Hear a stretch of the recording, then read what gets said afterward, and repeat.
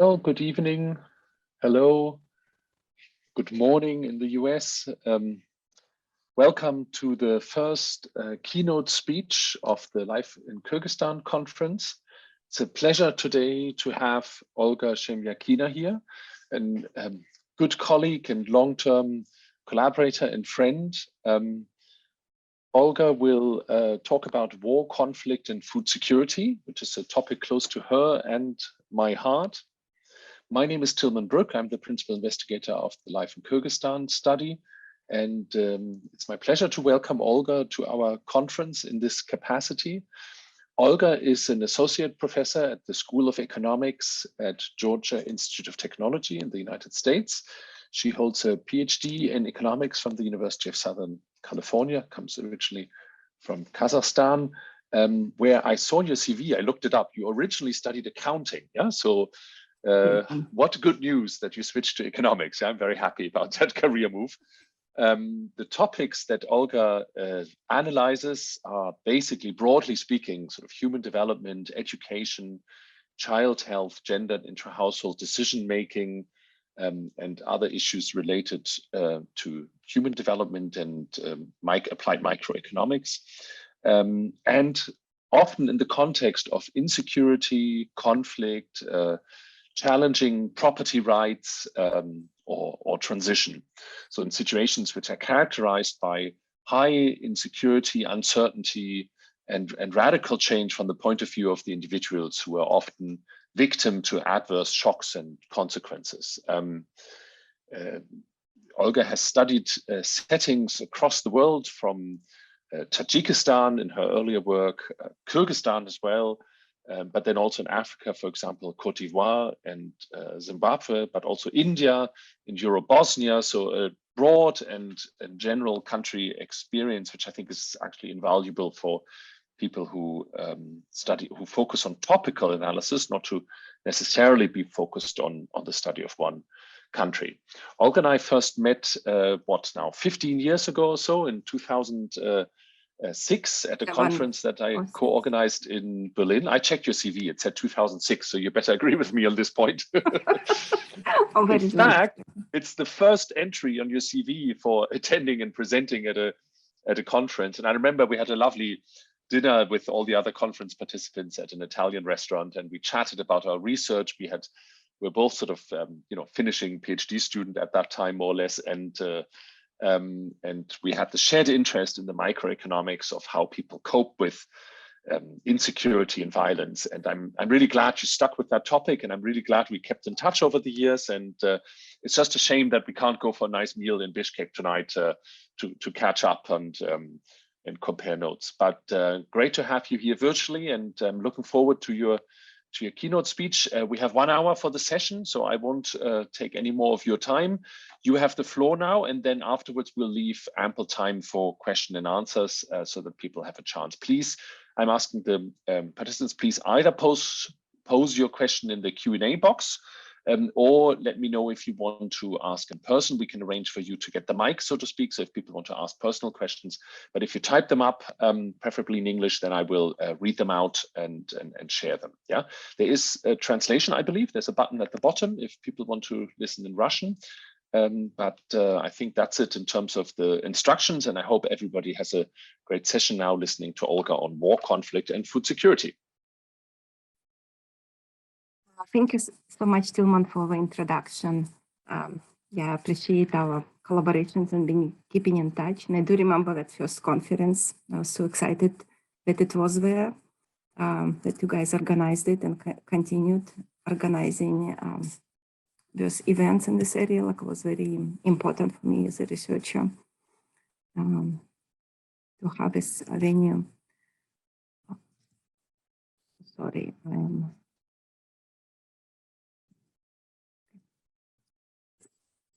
I want to apologize. I'm not very fluent in Zoom if there is any mistake.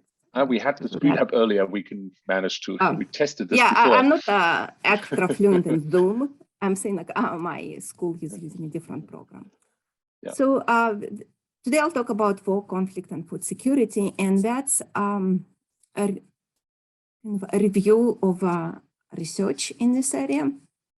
that tries to bring together those complex and important topics and trying kind of to make a map of what is exists on this complex issue and understand what could be done later and what have we done already. Okay, just to check, we don't see your slides yet. We don't see it? No, they dropped off the screen somehow. Okay, so I see them perfectly. Let me just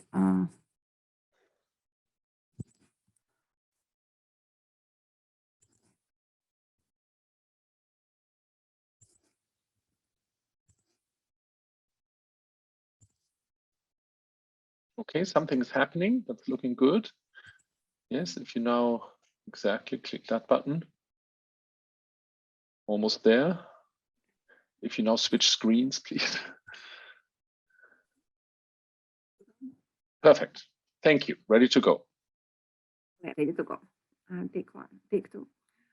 So this topic was both food conflict and food security.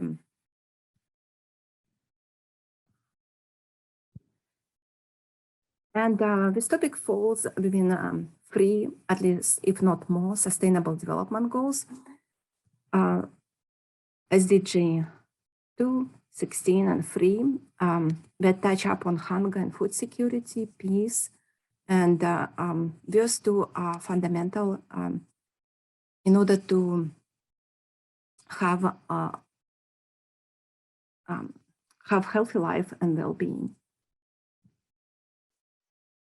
So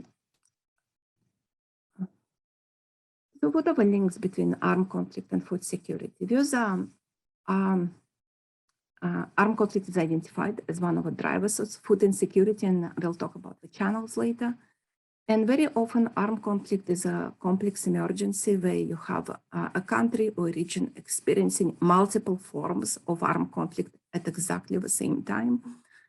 So it could be a civil war, it could be insurgency, it could be groups fighting each other, not the government. And FAO identifies that a large proportion, almost 80% of the world's 155 million of stunted children and more than 50% of undernourished people live in conflict-affected countries.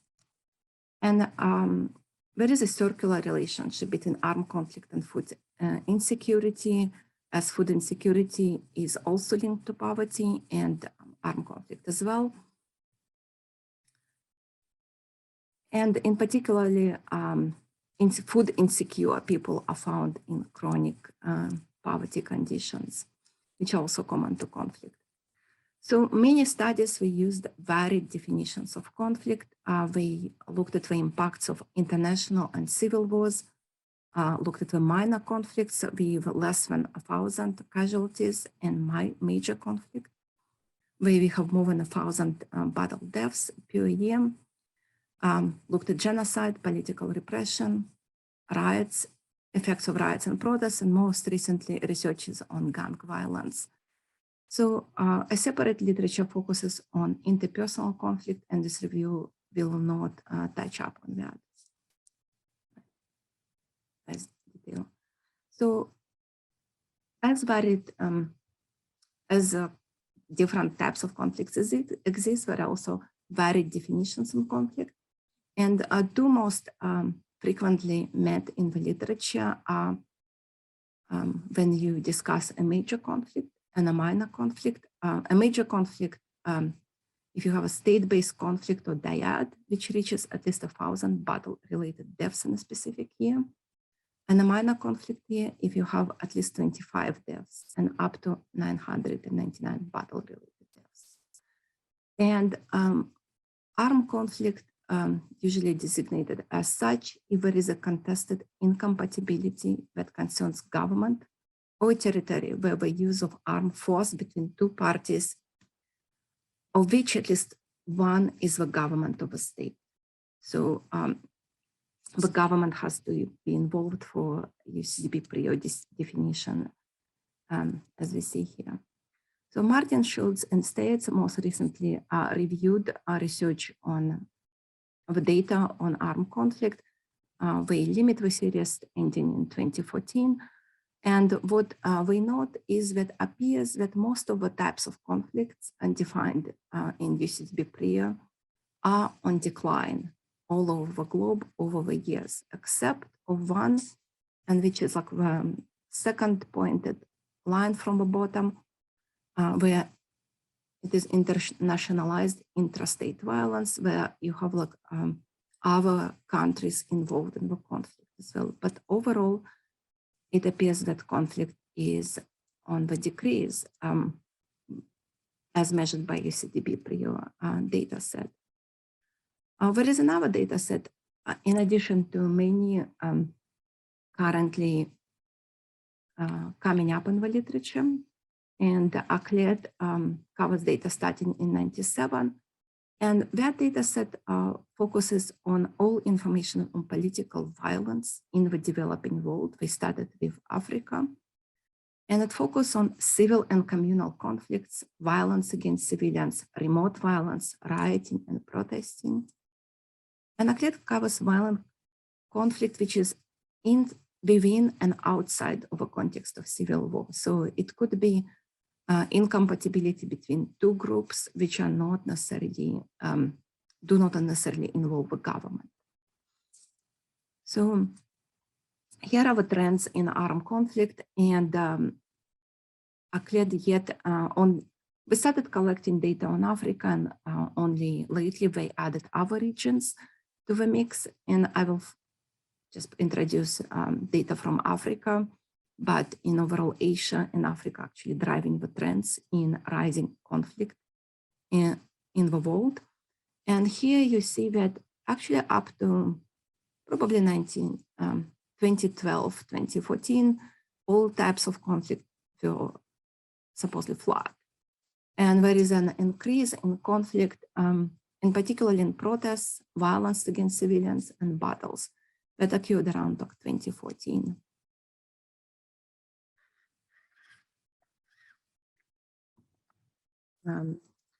So looking at the regions that drive this conflict and separating by different regions in Africa, we could see that Eastern Africa kind of was the one who was responsible for picking up the trend of increasing conflict, and had conflict kind of heightened in the overall. And then we have gray line, which is in Northern Africa, which kind of pops up in 2012 to 2014, and then like actually continues to increase. So all regions except of Southern Africa appear to be increasing, I mean, the trend of increasing conflict, which here it doesn't meet the definition of UCDP PRIO data set of 25 casualties per year. With a smaller conflicts, but they detected in the data. So thus, trends in armed conflict suggest that internationalized intrastate conflict has steadily increased, starting in 2003 to 2014, while the interstate conflict was flat, and intrastate and one-sided violence were decreasing. Yet, looking at the smaller kind of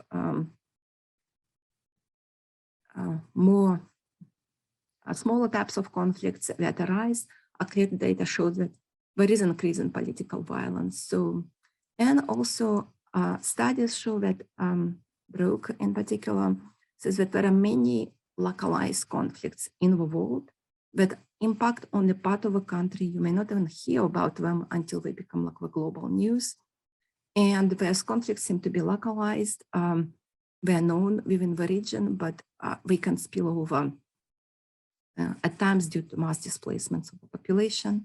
For example, conflicts in Burundi, the Philippines, Senegal, and I'm sure many of you can think about other locations as well.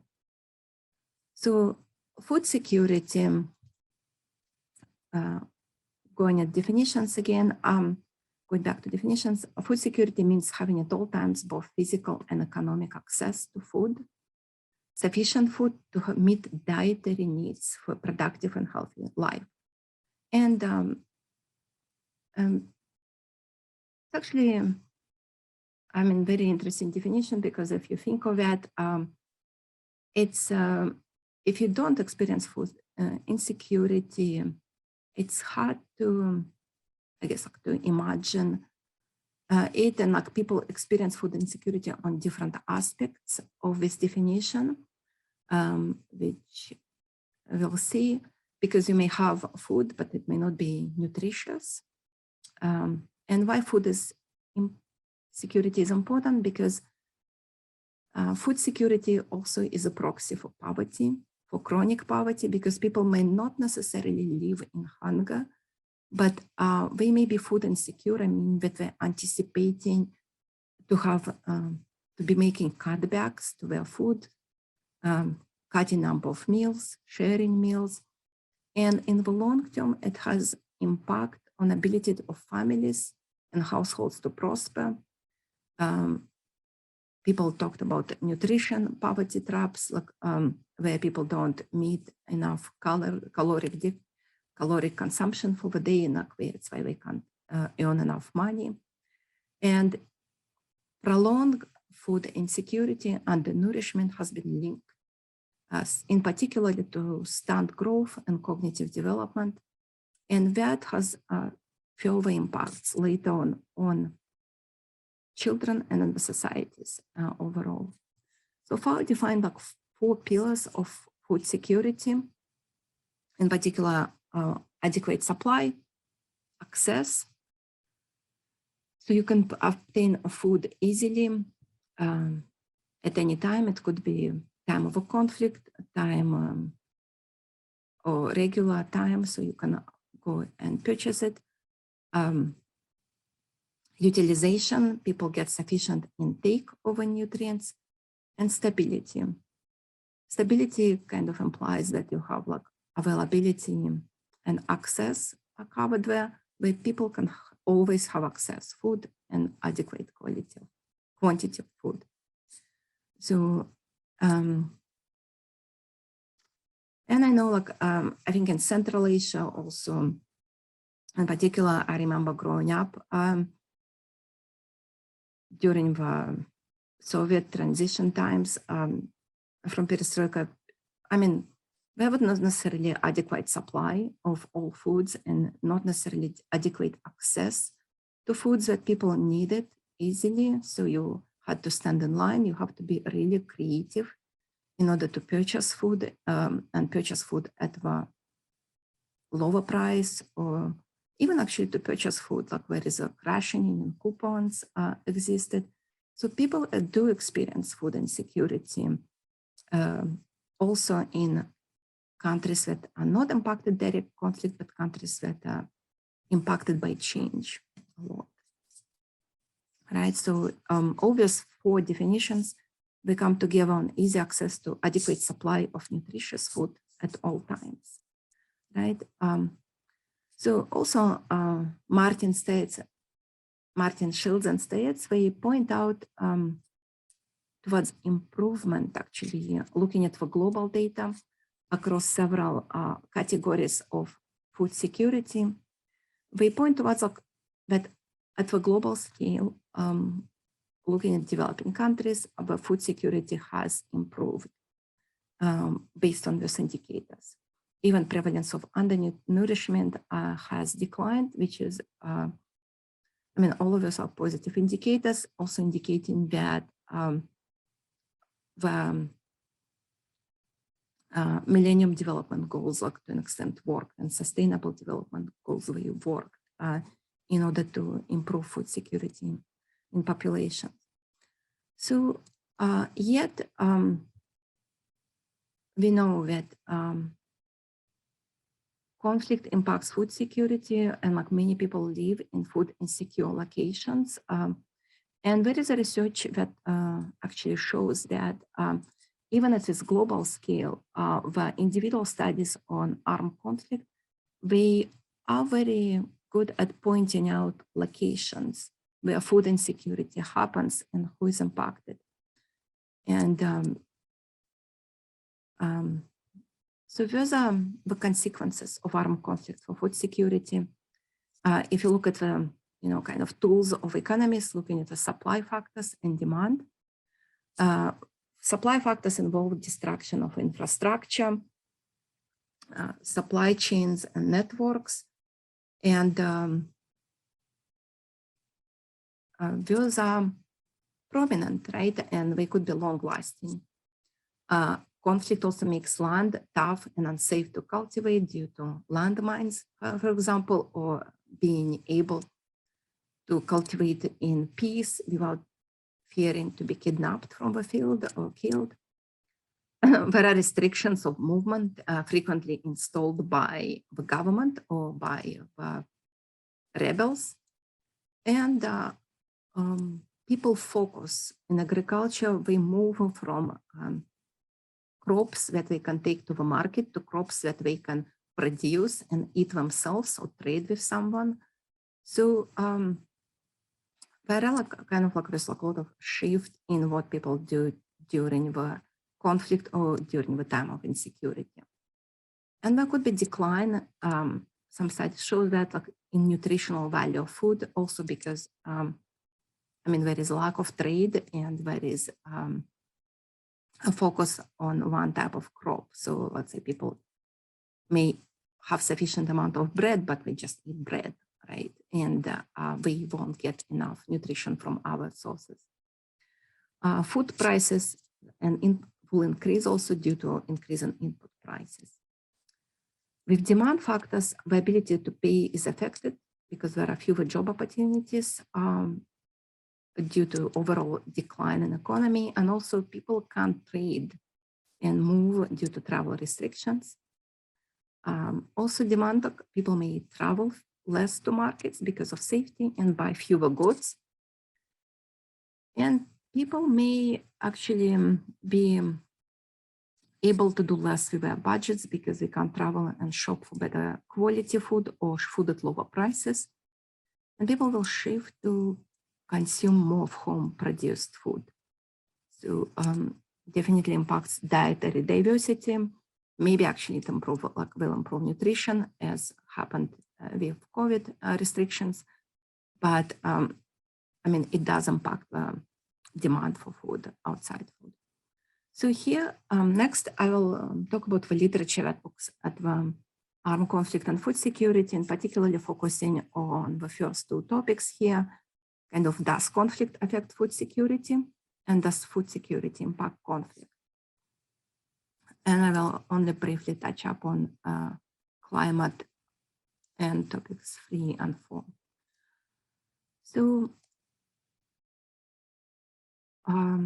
researchers studied how conflict affects food insecurity, and we kind of like you can organize those items or lines of research between channels like that effect of human capital, and particularly on health, looking at household coping strategies, also mobility restrictions and production processes. So the most kind of the largest literature, I would say, that I'm familiar with is the literature that studies the impact of armed conflict on human capital. And it ties it very clearly to other shocks that happen. Because shocks in early childhood have been studied, and conflict is such an example of a shock that occurs. And if children experience it in early childhood, studies from even non-conflict environment show that there is no reversal, most likely, of poor nutrition early in life. And the damage to health is permanent. There is a famous study by Barker on England where they tracked a number of individuals from really early age, and they show that those who received poor nutrition or who were unhealthy, had disease early in life, they kind of carried on those effects later, and which he refers to programming process. The fetus adjusts to those deprivations, and they continue going on. And I looked at some of this food security data for Central Asia, and you could see that actually even kind of like in absence of open conflict, the data on children shows that countries that are poorer, we have like larger proportion of children that are undernourished. So going back to conflict, there is a number of studies that use conflict kind of as a natural experiment to study short-term impacts on health outcomes. Whereas number of studies that look at young children, ages 0 to 5, and those in utero. And they say, actually, a majority of the studies, they show negative impacts on exposure to conflict in early childhood, on child's height for AHC score with a long-term measures of nutrition. Also, studies show that there is a higher mortality risk and lower birth weight for children.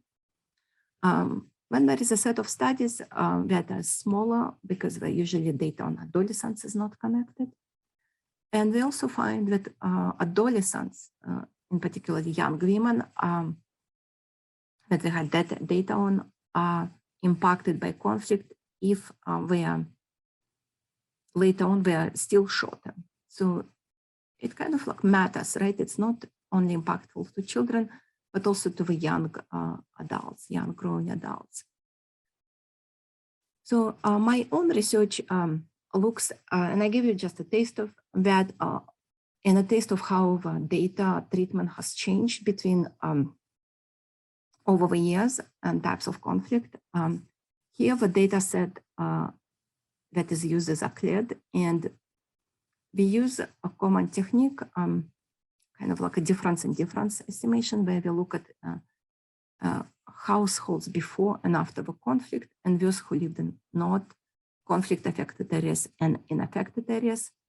And here is the map with all kinds of shades of gray on the right that shows provinces of Côte d'Ivoire that experienced different degrees of conflict during the war that occurred there between 2002 and 2008.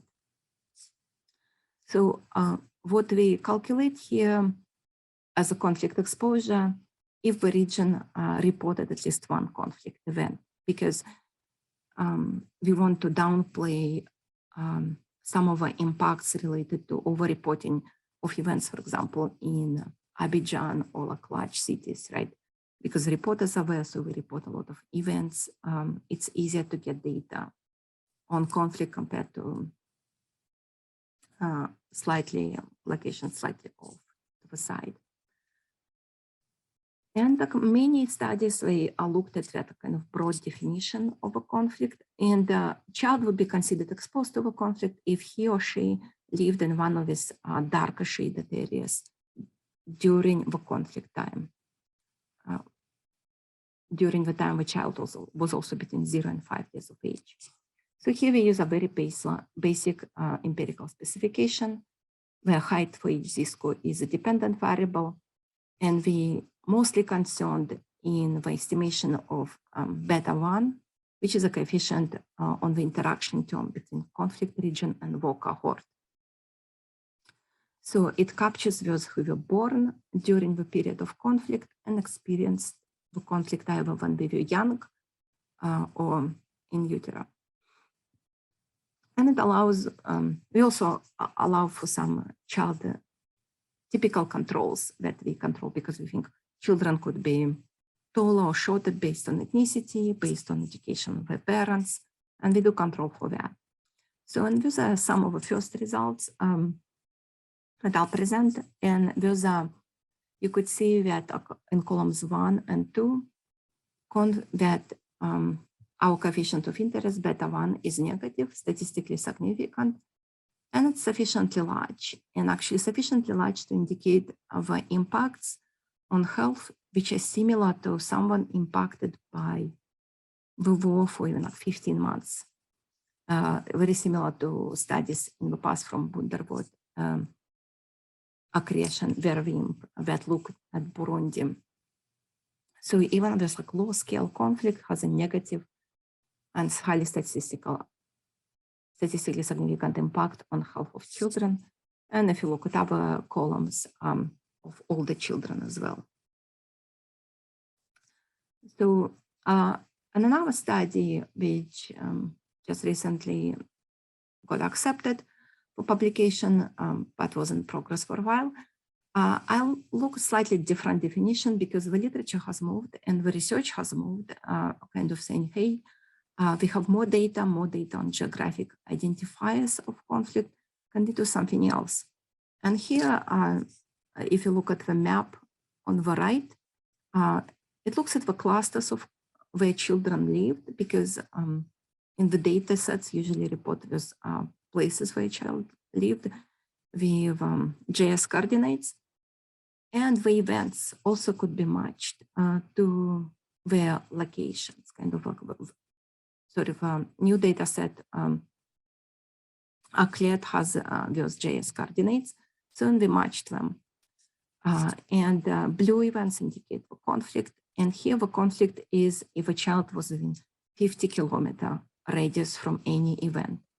So the definition is slightly different, but the results are kind of similar. So like if a child was here, and it's a different type of conflict that we consider it's more political violence and violence towards civilians compared more to outright war.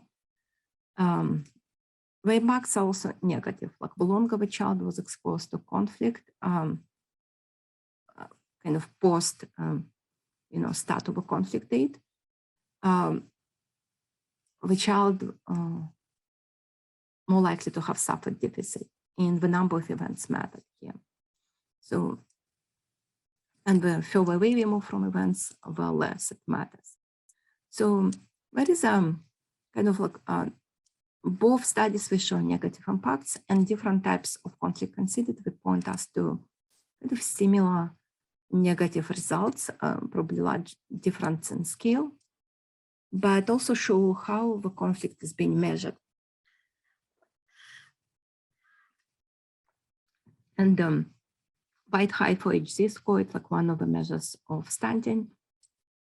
And it's measure of undernourishment in population.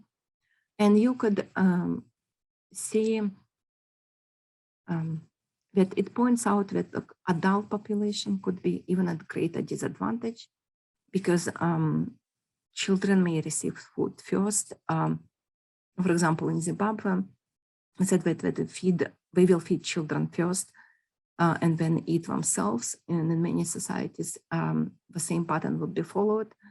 So general population probably experiencing more deficit in the nutrition. And there's effects from children show us kind of just the tip of that. So for the longer terms, like there are several studies that look at the long-term health outcomes.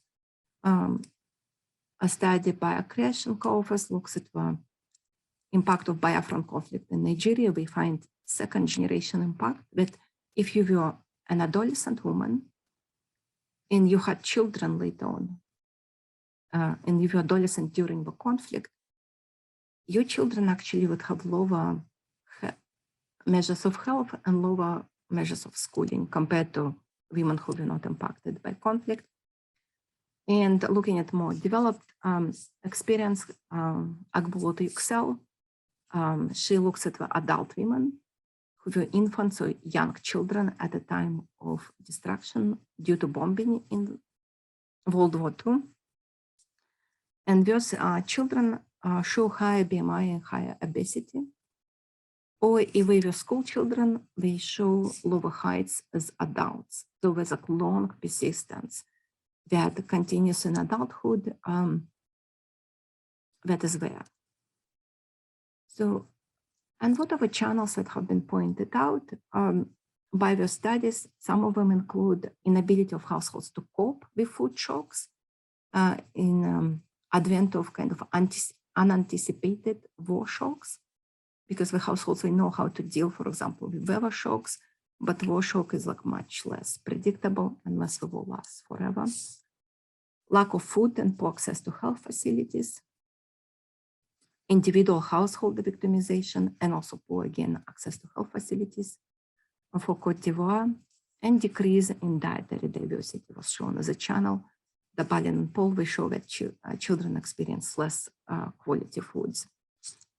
And what is interesting, we also show that different programs instituted by World Food Organization, we didn't seem to impact that largely. We didn't seem to counteract impact of armed conflict in Cote d'Ivoire. So this was like my set of studies on health.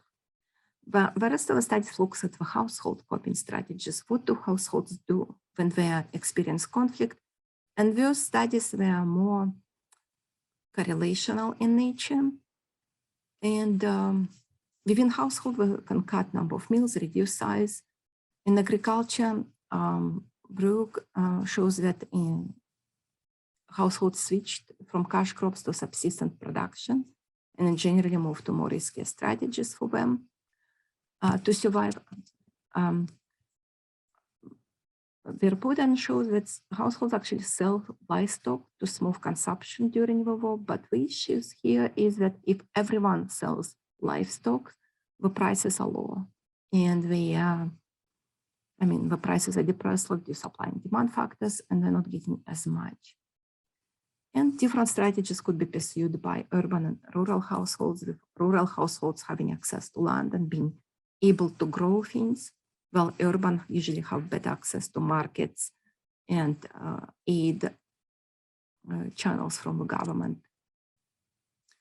Conflict can also affect kind of impact factors of production and their returns. For example, there are studies on Rwanda that show that genocide impacted population differently than the civil war, because it impacted and 800 males were primarily erased from the population. And Cernils and Verpoeden show that in areas of Rwanda that were affected by genocide, the returns to labor and education increased, meaning that there are fewer people to work, fewer educated people to work, and they are being paid more, and returns to land decreased because now fewer people, so like more land available per person. Доходы от использования земли также снизились. While a study on civil war in Rwanda by Verpoeden shows that access to food was impacted, but yet during that time, people who were impacted, those were least educated, most poor, and you didn't see that change in returns to factors of production, because it's not educated that were called, but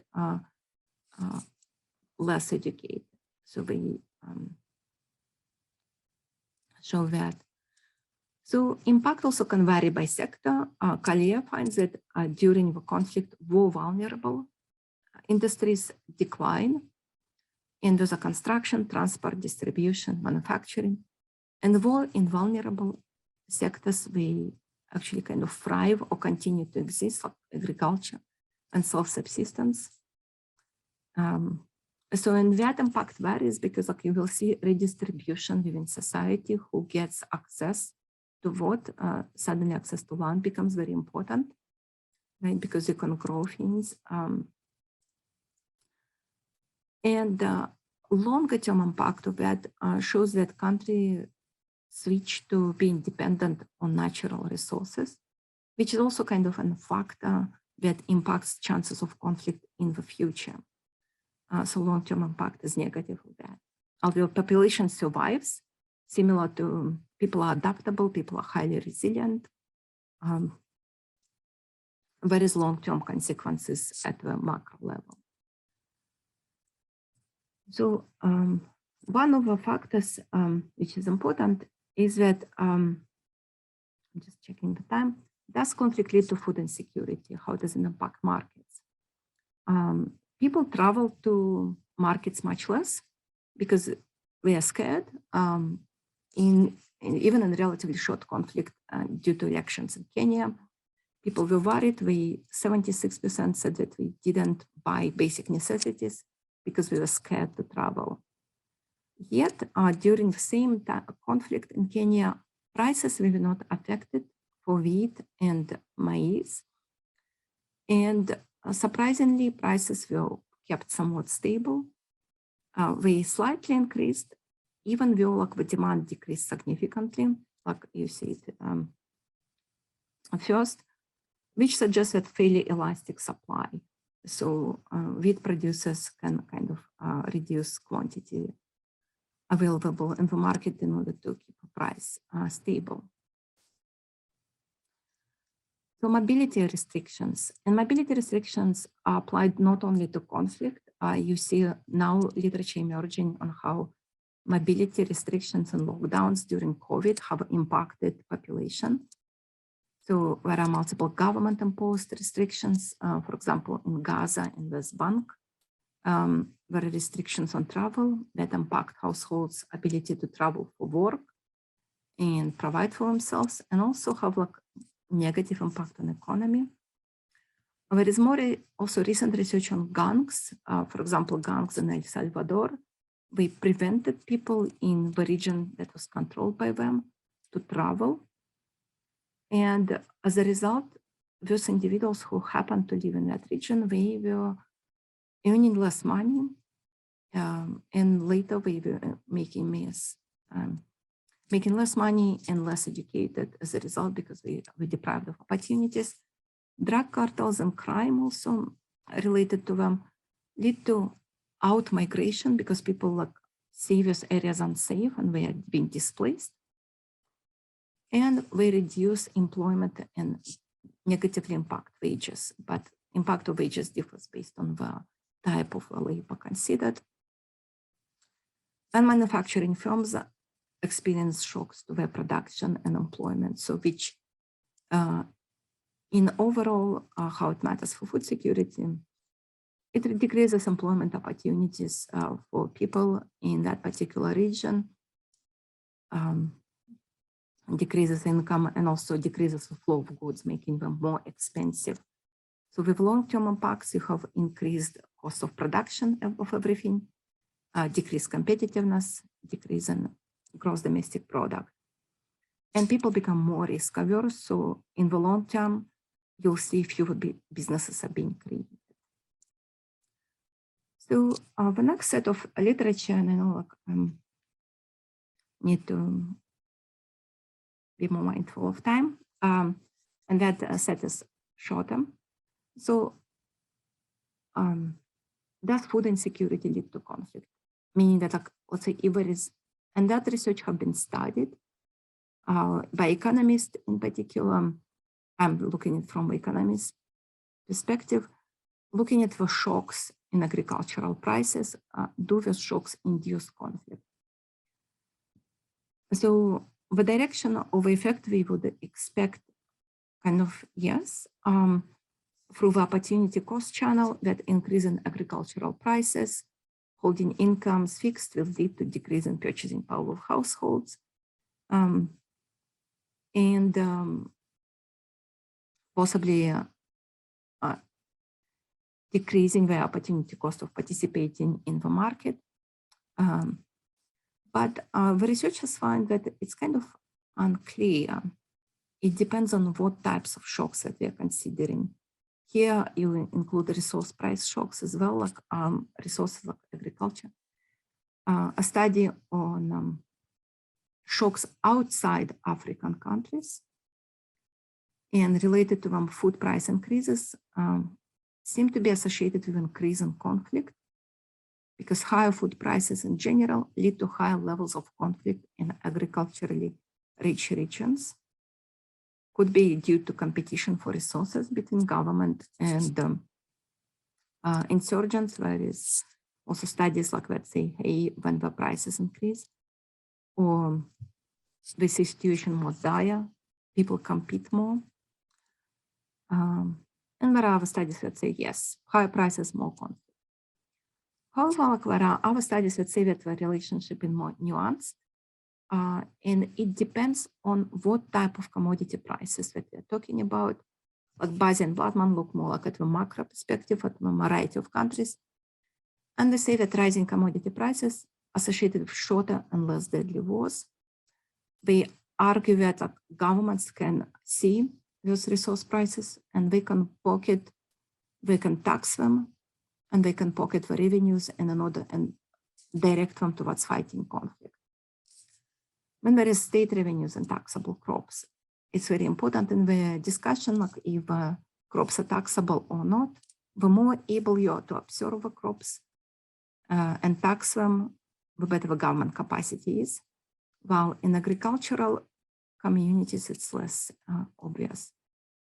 So in Colombia, also they said that an increase in coffee prices leads to decrease in violence because wages increase for laborers and it becomes more costly to recruit fighters.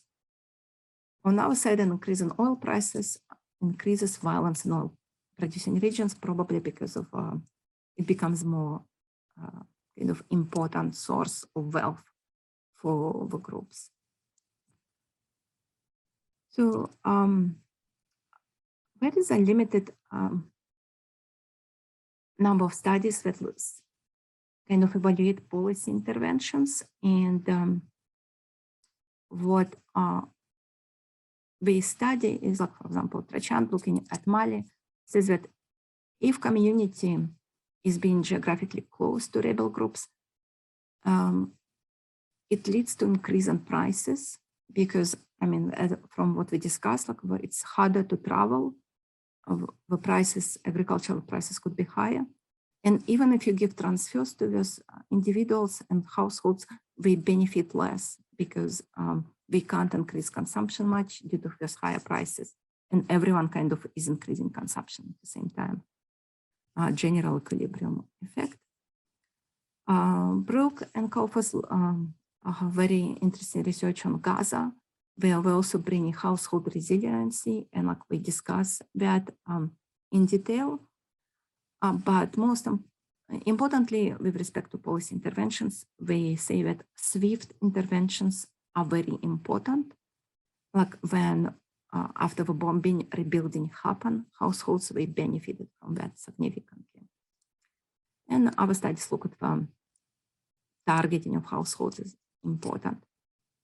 So aid in conflict, kind of like it's, again, like the same relationship, it can increase conflict or it can decrease it. The cross-country study showed that if increase in food aid increases armed conflict by being basically increasing capacity of governments and insurgents to rely on food aid and fight. And food aid may decrease conflict. For example, like, Masters and Lehman looked at Lebanon most recently and say, when UN gave transfers to Syrian refugees, they're less likely to join the insurgents. So like, there is a need to study these programs and the impact on population. And like food aid could be used by control by population. Here are some just case studies looking at the different countries. And it's very commonly food is used to control the population. For example, in Zimbabwe, during the conflict, residents were being forced to display their ruling party affiliation cards before getting access to food. So there was like a lot of clampdown on opposition. And kind of aid could become a permanent feature of military strategies when it's being fought over. So with climate and conflict, it's like a kind of burgeoning, really huge area of research now, because it allows us to find actually those causal pathways from climate to increase conflict and decrease growth. And we show, yes, climate increases conflict and decreases growth, but it's yet hard to decide at the policy level what we are going to do about it, right? Although we are much more able to predict climatic events.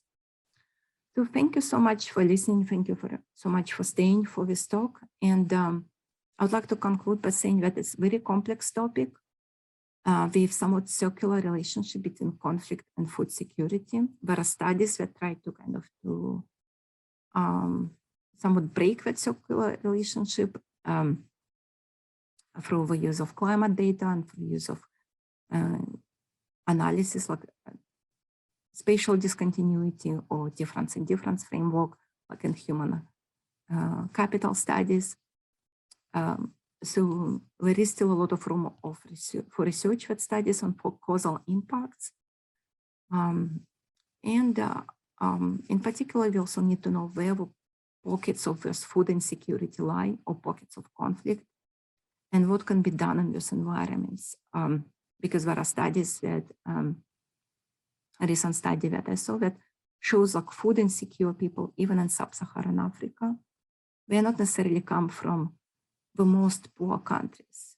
We show that there is some kind of inequalities.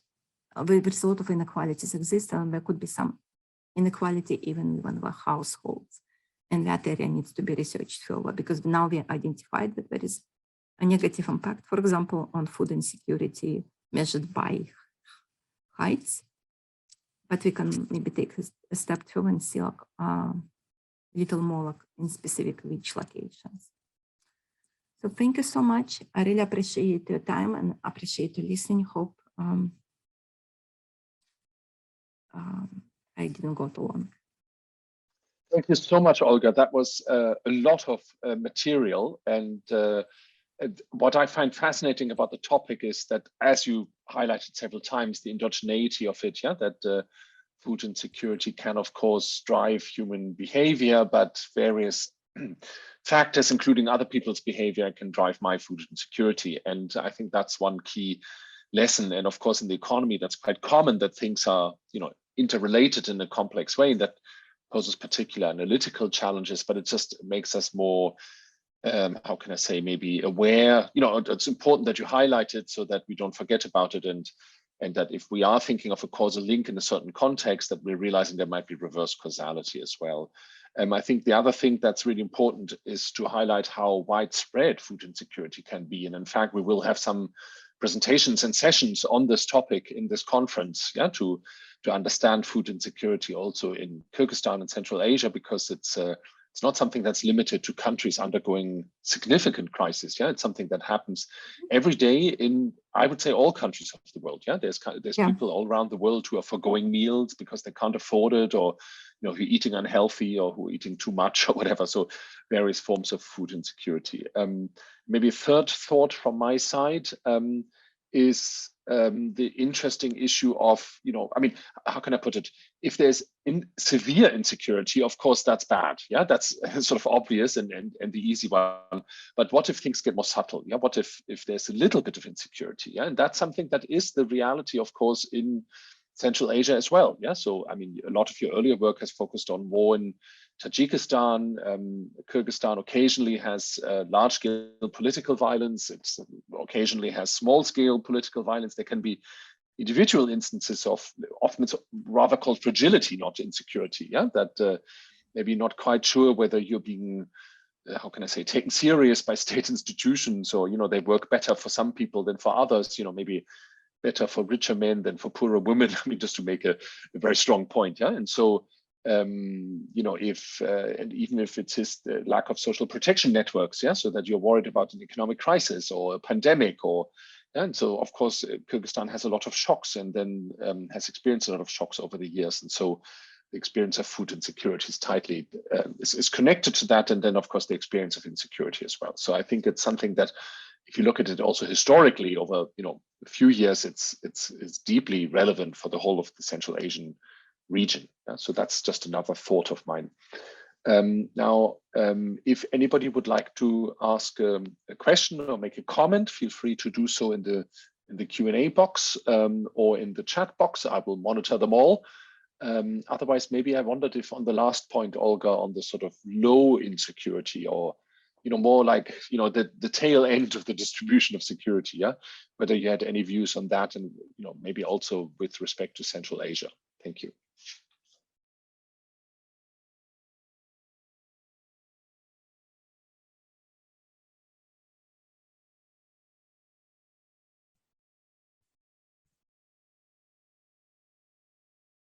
Do you want me to recap my question, like whether whether you have any view on the importance of low intensity forms of insecurity, or maybe just the mere existence of fragility for food security? Yeah, maybe that, and I'm asking that against the background of Central Asia. Yeah. Right. I absolutely agree with Tilman about importance of kind of daily of insecurity, because it's very hard to study those kind of like when impacts are subtle and they do not and maybe it happens day to day. And also I think it kind of leads I think like one insight I got, like, and Tilman correct me, from reading your paper on resiliency in related to resiliency in Gaza, but there are some households that are highly resilient, meaning that we're drawing on their resources when needed, and when they are kind of when the shock hits him, when whatever it is, right? It could be they lost a job, I mean, they can't find, let's say, the flour in the market, they draw on their resources. But over time, there's like small shocks they accumulate, right? And those kind of resilient households, they won't be observed sometimes as food insecure because they're so good at working their way through, right? Like they're like, I don't know, borrowing the money, getting transfers from the neighbors or family, getting extra work. And I think there is some kind of inequality could exist also there, because there are households that are highly resilient, highly working really hard, and they may not necessarily get access to resources that are distributed by government, or they may even overlook availability of resources offered. And that's, but at some point in time, I think that resilience is gonna drop, and that's why we see there's even like eruption of conflict situation. You could see that something happens steadily, and then like some trigger event happens, and like, whoa, it could go on haywire. So that like subtle inequalities contribute to that.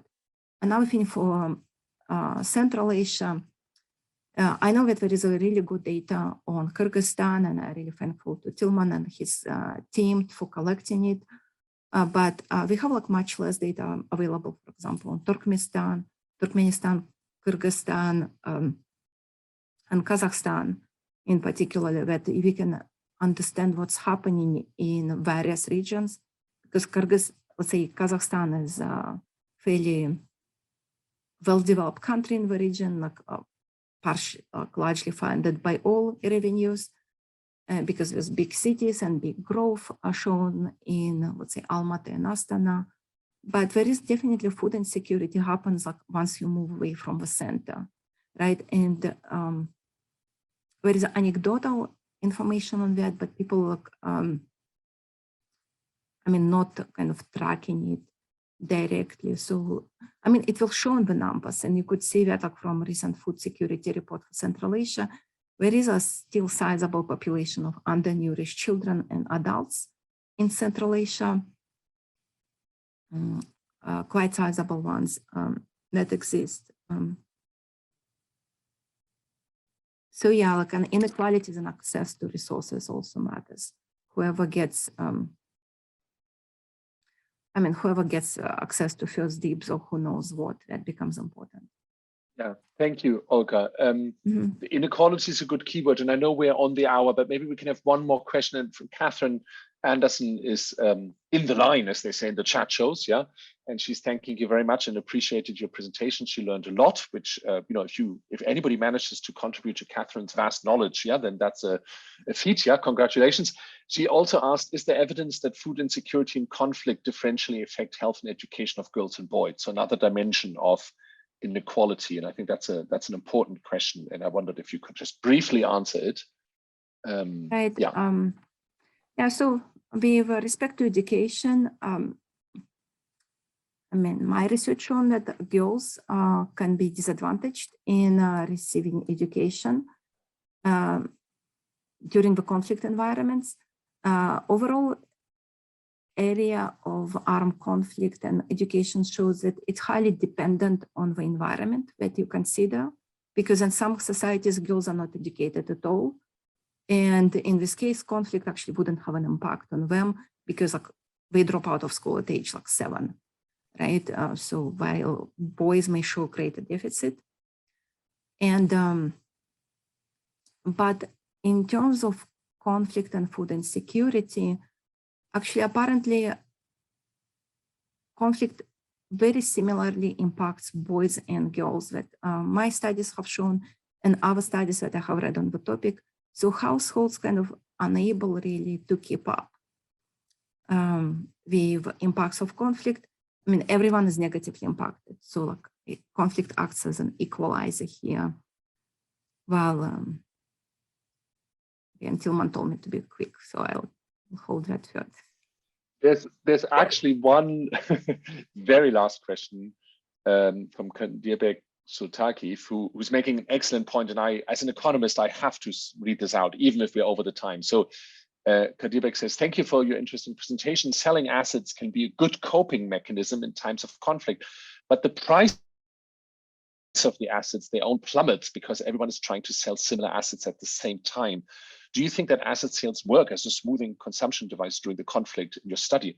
Do households keep their liquid assets from good times to bad? And I think that's an excellent economics observation. So if you could just comment on that briefly, and then maybe we close after that. Thank you. Yeah, thank you for this excellent comment. Yes, actually, one study in the literature, it showed that households do sell their assets. And you could see that also as a coping mechanism, even in food insecure situations for elderly population, I think in Central Asia. And whatever they sell is like, the prices for that decline because the supply is so high. Verputten looked at the context of Rwanda, where households sold off the livestock, and the livestock prices they declined during that time, which is kind of amazing because during the time when the food is scarce, the livestock prices are declining.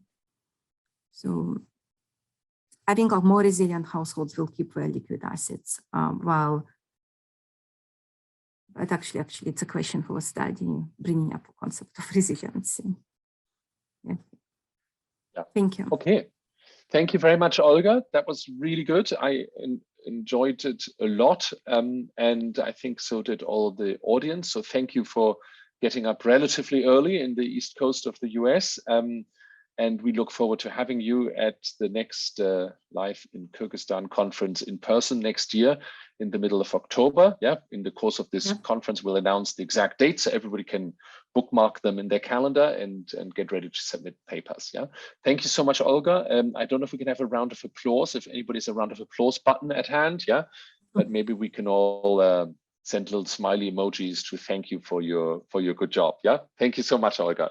Thank you so much, Tilman. I appreciate you inviting me and Damir for coordinating everything. We're glad to have you. And thank you for attendees and for translators. Must have been a really difficult job. Thank you. Thank you as well. Okay. Yeah. Take care and see you all tomorrow for the next day of the conference. Okay. Okay. Have a great night and great day. Thank you. Bye-bye. Thank you. Bye-bye.